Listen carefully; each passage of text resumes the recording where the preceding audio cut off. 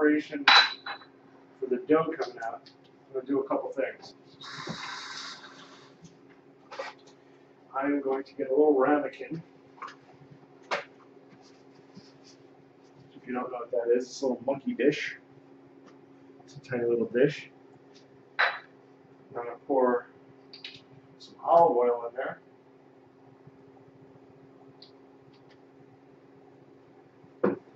And I get out my handy dandy trusty barbecue brush, which is going to be repurposed as a pastry brush. And when it comes time, after I got my dough rolled out, I'll put some olive oil on there. Keep it moist and tasty. I'll put a little barrier between the sauce and the dough when it cooks.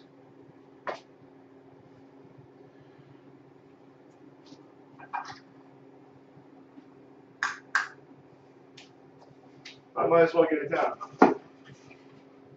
This, if you don't know, it's called a pizza peel. It costs $10, and it's used to bring the pizza in and out of the oven. And it's got a sharpened edge, or a defined edge to it, so you can get underneath the pizza and pick it up. In order to prepare this so that I know that there's no moisture on it that'll hold the pizza to it, I'm trying to get it off. I suck up all the moisture with a handful of flour, same flour as I used before, and I just spread it on the peel, and I'm going to let that sit.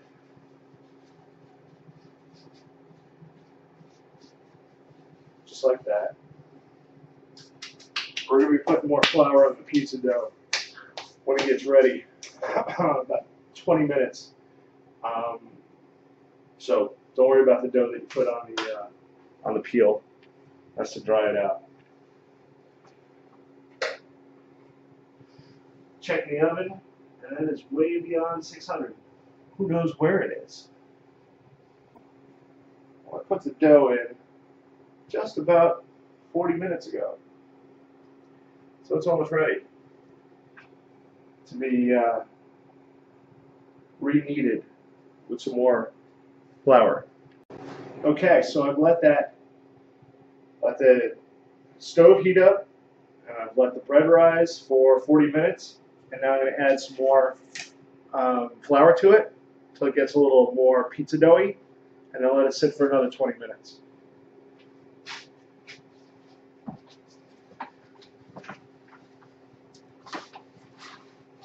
I'm doing a half a cup at a time until it reaches the right consistency. There's another half cup. Sprinkle it on top. Now we get dirty again.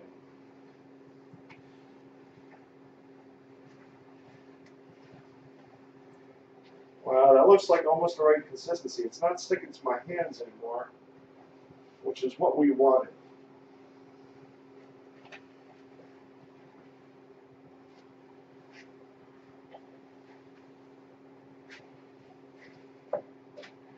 It's all pulling apart kind of easy. Kind of easy. It's a little bit sticking to my fingers, a little bit, but nothing like it was before.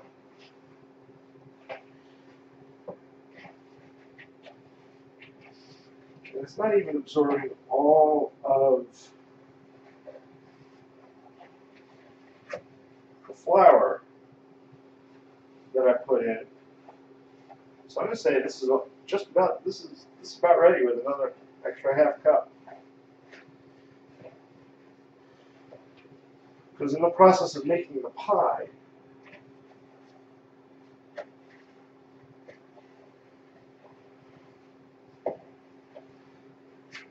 I'll be adding a bit more to it as well.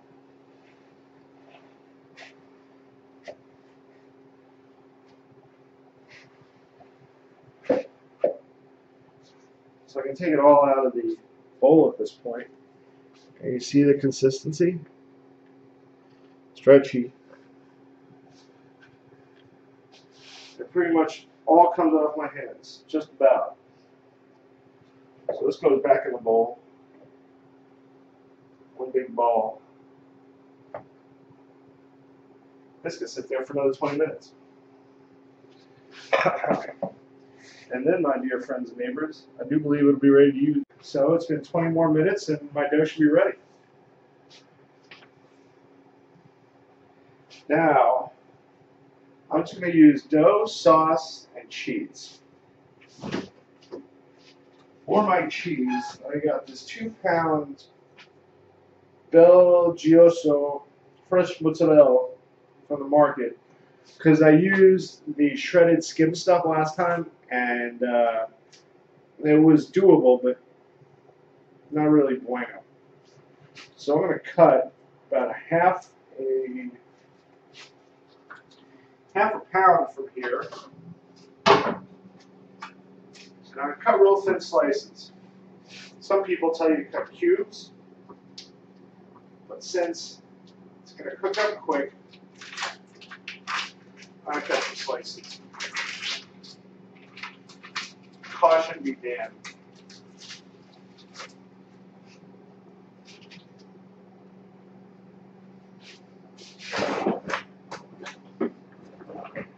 So it's a 2-pound.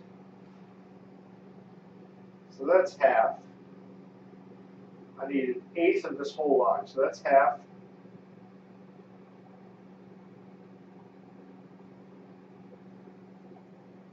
And that's quarter.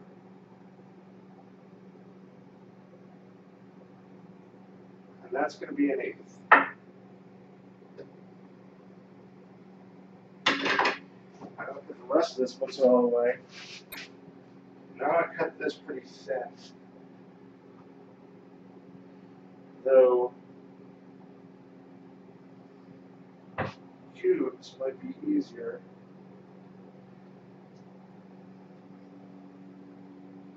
Just gonna slice some of this up. It pulls apart pretty easy.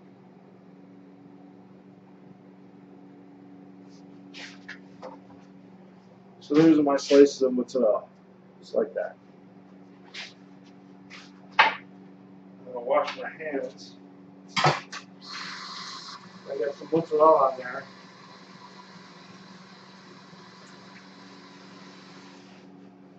The key to this is having dry hands.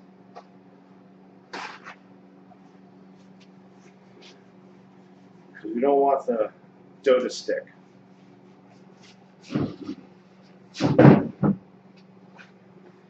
This is what my dough looks like.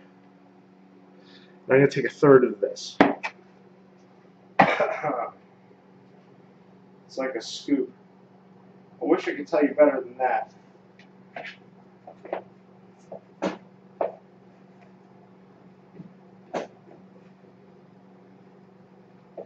But you can eyeball a third.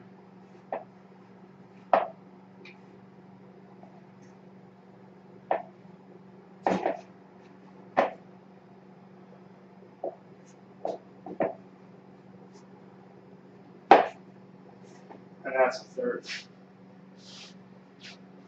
This is working out pretty well. So I go ahead and put it down on my pre-floured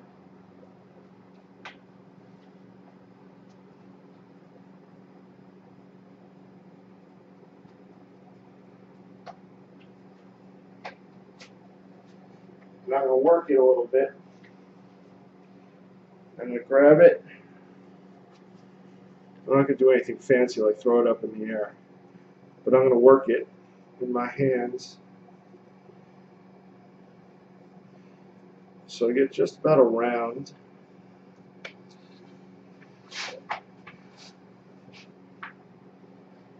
And I'm going to work it some more, my hands, push it out on all sides. And I've been told that using a rolling pin makes a dense pie, but I haven't found that to be true. I get my good old-fashioned rolling pin. Reminds me of that Grateful Dead song. And I'm going to stretch it. Putting pressure.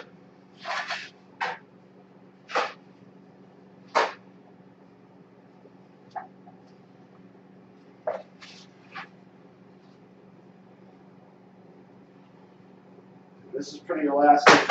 Whoa, almost had an error there. I'm gonna work it. Then I'm gonna flip it. Work it side to side. Now I've been assured that a perfectly round pizza isn't the goal. Well, maybe it's the goal. It's not realistic. So I usually get some oblong-shaped pizzas. And as long as the crust will fit on the pizza stone in the oven, that's what I want, regardless of shape.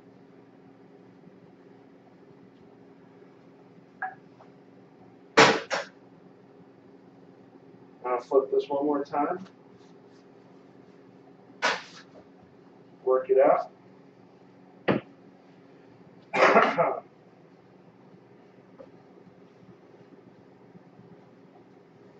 Until it's not window pane thin, as I've heard some people do, but thin enough. So it almost fits the entirety of this whole pizza peel without stretching back on itself.